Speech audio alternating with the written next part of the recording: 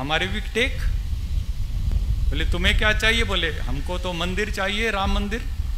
कहाँ चाहिए? अयोध्या में। बोले हाँ मैं लगवा देता हूँ। उसी राजीव गांधी ने अपने एक मिनिस्टर को भेजा, जाओ फैजाबाद की कोर्ट में अर्जी दो। सुबह 10 बजे अर्जी देते हैं, 4 बजे फैसला आ जाता है, 7 बजे मंदिर के दरवाजे, मस्जिद में मूर्ति के दरवाजे खुल जाते हैं, पूजा पाठ होने लगता है, टेलीविजन दूरदर्शन दिखाने लगता है। अरे एक दिन में फैसला जो इतने सालों से रुका पड़ा था। फिर भेजते हैं बूटा सिंह गृह मंत्री को, जाओ नींव रख दो, संगे बुनियाद, मंदिर बनना शुरू हो जाए, हिंदू भी खुश हो जाएंगे। अरे ये कौन सा नाटक हो गया भाई? प्रधानमंत्री का यही काम रह गया? बेरोजगारी मिटाओ, सबको, बच्चों को एक जैसी पढ़ाई का इंतजाम करो, सब बीमार को एक जैसी दवाई का इंतजाम करो। तुम्हें क्या पड़ा हुआ है कि मंदिर चाहिए कि मस्जिद चाहिए? बोले नहीं नहीं नहीं, हम इसका भी कर देते हैं, सबकी वोटें बटोर लेंगे, आराम से बटोर लो, वोट बैंक बना लो। तो बूटा सिंह ने जाके संगे बुनियाद रख दी और कहा यहां से मंदिर बनेगा, इतना बढ़िया बनेगा, ये है वो है। आडवाणी जी ने रथ यात्रा निकाली।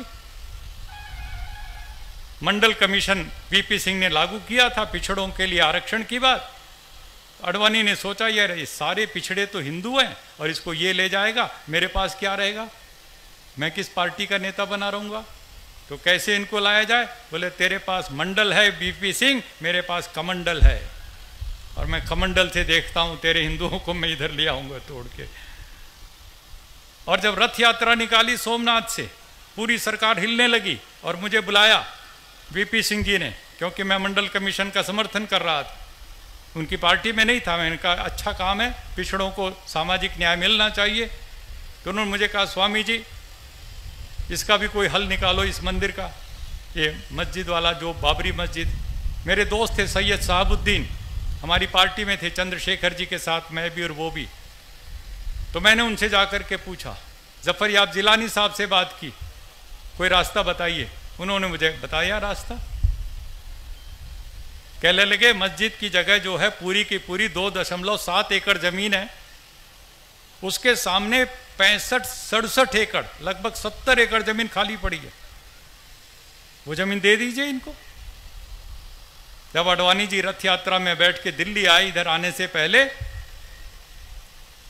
पटना के बिहार में घुसने से पहले, बिहार में घुसने से पहले तो लालू जी ने गिरफ्तार कर लिया, उससे पहले की बात मैं बता रहा हूं। जब वीपी सिंह जी आए और कहने लगे ये क्या समाधान है, तो हमने वो नक्शा खोल करके बताया उनको कि देखिए ऐसा ऐसा भव्य मंदिर बन सकता है, आप ले लीजिए जितनी जमीन चाहिए, 3.25 एकड़ को छोड़ के, और 30 एकड़ ले लीजिए, 35, 40, 50 एकड़ ले लीजिए। तो आडवाणी जी मुस्कुराए और बोले मुझे बेवकूफ़ समझ रखा है कि मैं राम का एक और मंदिर बनाने निकला हूं, आपने मेरा नारा नहीं सुना? हमने कहा उनसे एक बार फिर बताइए क्या है नारा? कहने लगे सौगंध राम की खाते हैं, मंदिर वहीं बनाएंगे। बोलने लगे वहीं का मतलब समझिए। हमने कहा वहीं का मतलब तो अयोध्या में। बोले ना, वहीं का मतलब है वो जो बाबरी मस्जिद है उसके बीचों बीच में 4 फुट बाई 4 फुट का जो मिंबर होता है जिस पे खड़ा होके इमाम खुतबा करता है, वहीं ठीक उसी जगह पर राम जी पैदा हुए, रामलला। उसी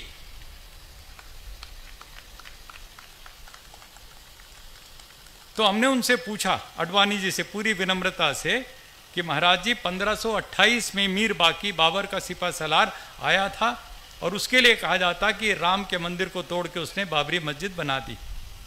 1528 में आडवाणी जी, न आप थे न मैं था न कोई था, लेकिन राम का सबसे बड़ा भक्त दुनिया में तुलसीदास उसी सरयू के तट पर बैठ करके रामचरितमानस लिख रहा था, दोहावली विनय पत्रिका लिख रहा था।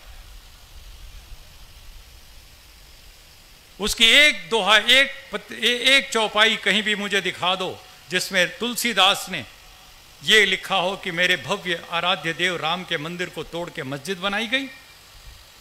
कहीं नहीं, एक शब्द नहीं। तुलसीदास को नहीं दिखाई पड़ा, आडवाणी जी को दिख गया।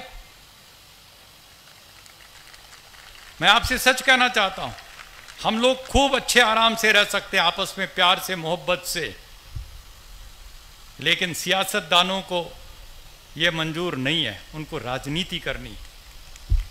उनको मंदिर मस्जिद की राजनीति करनी है, हिंदू मुस्लिम की चोटी दाढ़ी की ये राजनीति करनी, इसी में उनको वोट मिलते हैं, पैसा मिलता है, सब कुछ। मैं पूछता हूं, तुलसीदास को नहीं दिखाई पड़ा? गुरु गोविंद सिंह पटना साहब में पैदा हुए आपके, और उसी रास्ते से वो पंजाब गए। उनका कितना लिखा हुआ साहित्य, एक शब्द मुझे दिखा दो जिसमें गुरु गोविंद सिंह, जिनके 4 बच्चे शहीद हुए, दीवारों पर चुने गए, उन्होंने कहीं लिखा हो कि मेरे राम के मंदिर को तोड़ के मस्जिद बनाई? शिवाजी सारी जिंदगी औरंगजेब के खिलाफ लड़ते रहे, उन्होंने कहीं नहीं लिखा कि राम के मंदिर को तोड़ के मस्जिद बनाई गई। स्वामी दयानंद सरस्वती फैजाबाद में खड़े होकर के ईसाई मुसलमान सबसे शास्त्रार्थ करते थे, लेकिन कहीं भी उन्होंने नहीं लिखा सत्यार प्रकाश ऋग वेदादि भाष्य भूमिका या कहीं भी कि राम के मंदिर को तोड़ के मस्जिद बनाई गई। विवेकानंद, जिन्होंने शिकागो में जाकर कितना शानदार भाषण दिया, सारे हिंदू समाज को गौरवान्वित किया, उसकी विवेकानंद की 200 किताबों में एक शब्द नहीं मिलेगा कि राम के मंदिर को तोड़ के। महात्मा गांधी, मरते मरते इनकी जुबान पर हे राम निकला, महात्मा गांधी ने कहीं नहीं लिखा, न कहीं कहा इस बात को कि राम के मंदिर को तोड़ करके मस्जिद बनाई गई, किसी को नहीं दिखाई पड़ा। लेकिन जिनको सियासत करनी है उनको दिखाई ही दिखाई पड़ रहा है। ये गंदी सियासत, ये सांप्रदायिकता की राजनीति यदि हम और आप मिलकर के बंद नहीं करेंगे, जो बात अभी कह रहे थे लोकेश मुनि जी, ये तो लड़ा करके अपनी गद्दी पक्की करना चाहेंगे। तुम्हें और हमें ये सावधान रहने की जरूरत है कि हम इनकी चालाकियों में नहीं आएंगे। ये लड़ाना चाहते हैं, हमें बांटना चाहते हैं, हमें तोड़ना चाहते हैं अंदर से। इनका कोई लेना देना नहीं किसी राम से या किसी से। मैंने तो योगी आदित्यनाथ जी से अभी लखनऊ की बहुत बड़ी रैली में मैंने खड़े होकर के पूछा, 50,000 की भीड़ में, मैंने कहा योगी आदित्यनाथ जी, आप तो योगी हैं